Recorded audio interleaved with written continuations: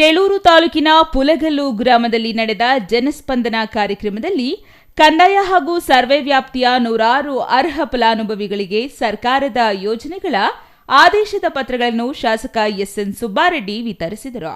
ಜನಸ್ಪಂದನ ಕಾರ್ಯಕ್ರಮದಲ್ಲಿ ಪುಲಗಲ್ಲು, ಊದವಾರಪಲ್ಲಿ, ಶ್ರೀನಿವಾಸಪುರ, ಮಿದ್ದಿಲು, ಗಾಂಧಿಪುರ, ರಾಗಿಮ್ಯಾಕಲಪಲ್ಲಿ ಸೇರಿದಂತೆ 16 ಗ್ರಾಮಗಳಿಂದ 106 ಜನರು ಭಾಗವಹಿಸಿದ್ದು 77ಕ್ಕೂ ಅಧಿಕ ಅರ್ಜಿಗಳು ಸಲ್ಲಿಕೆಯಾದವು. ಗ್ಯಾರಂಟಿ ಯೋಜನೆಗಳು, ರಸ್ತೆ, ನಿವೇಶನ, ವಸತಿ, ಪಡಿತರ ಚೀಟಿ, ಸಾರಿಗೆ ಸಮಸ್ಯೆ, ಕುಡಿಯುವ ನೀರಿನ ಸಮಸ್ಯೆ ಸೇರಿದಂತೆ ಇನ್ನಿತರ ಮೂಲ ಸಮಸ್ಯೆಗಳ ಕುರಿತು ಅರ್ಜಿಗಳನ್ನು ಸಾರ್ವಜನಿಕರು ಸಲ್ಲಿಸಿದರು. ಆಹಾರ ಶಾಖೆ ಫಲಾನುಭವಿಗಳಿಗೆ ಮಹಿಳಾ ಮತ್ತು ಮಕ್ಕಳ ಕಲ್ಯಾಣ ಇಲಾಖೆ, ಕೃಷಿ ಇಲಾಖೆ ಯಂತ್ರೋಪಕರಣಗಳನ್ನು ಸೇರಿದಂತೆ ಹಲವು ಇಲಾಖಾ ಯೋಜನೆಗಳನ್ನು ಅರ್ಹ ಫಲಾನುಭವಿಗಳಿಗೆ ವಿತರಿಸಲಾಯಿತು. ಕಾರ್ಯಕ್ರಮದಲ್ಲಿ ಮಹಿಳಾ ಮತ್ತು ಮಕ್ಕಳ ಇಲಾಖೆಯಿಂದ 30ಕ್ಕೂ ಹೆಚ್ಚು ಮಂದಿ ಗರ್ಭಿಣಿಯರಿಗೆ ಸೀಮಂತ ಮಾಡಲಾಯಿತು. ಜೊತೆಗೆ ಪೌಷ್ಟಿಕ ಆಹಾರದ ಕುರಿತು ಜಾಗೃತಿ ಮೂಡಿಸಲಾಯಿತು.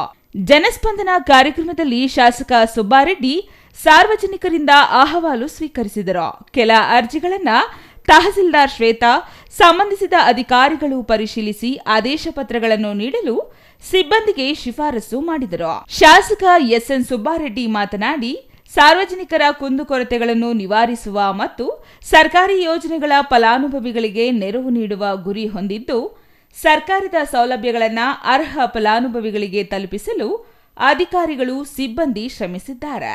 ಪುಲಗಲ್ಲು ಗ್ರಾಮ ಪಂಚಾಯಿತಿ ವ್ಯಾಪ್ತಿಯಲ್ಲಿ 106 ಮಂದಿ ಅರ್ಹ ಫಲಾನುಭವಿಗಳಿಗೆ ಸರ್ಕಾರದ ಯೋಜನೆಗಳನ್ನು ತಲುಪಿಸಿದ್ದೇವೆ ಎಂದರು. ಪೋಷಕರು ತಮ್ಮ ಮಕ್ಕಳಿಗೆ ಉತ್ತಮ ವಿದ್ಯಾಭ್ಯಾಸ ಕೊಟ್ಟು ಮಕ್ಕಳನ್ನ ಸತ್ಪ್ರಜೆಗಳನ್ನಾಗಿ ಮಾಡಿ ಅವರ ಬಾಳಿನಲ್ಲಿ ಬೆಳಕು ನೀಡಿ ಎಂದರು. ಇದೇ ಸಂದರ್ಭದಲ್ಲಿ ಶಾಸಕರು ಪುಲಗಲ್ಲು ಗ್ರಾಮದ ದೇವಸ್ಥಾನಕ್ಕೆ ಸೌಂಡ್ ಸಿಸ್ಟಮ್, ಹಾರ್ಮೋನಿಯಂ, ఇతರೆ ಭಜನೆ ಸಾಮಗ್ರಿಗಳನ್ನು ನೀಡಿದರು. దేవాలయಕ್ಕೆ ఆర్థిక సహాయ ಮಾಡಿದರು. ఇంటింటికి పాంప్లెట్ చేస్తాను. మా పిఎల్ చెప్పి పాపం తహసీల్దార్ వాళ్ళు చేయడం, వాళ్ళు చెప్తాను. నేను ఇంటింటికి పాంప్లెట్ వేసి ఎమ్మెల్యే వస్తాడు, అధికారులు వస్తారు, మీ సమస్య స్టాండ్ ఇంటాం.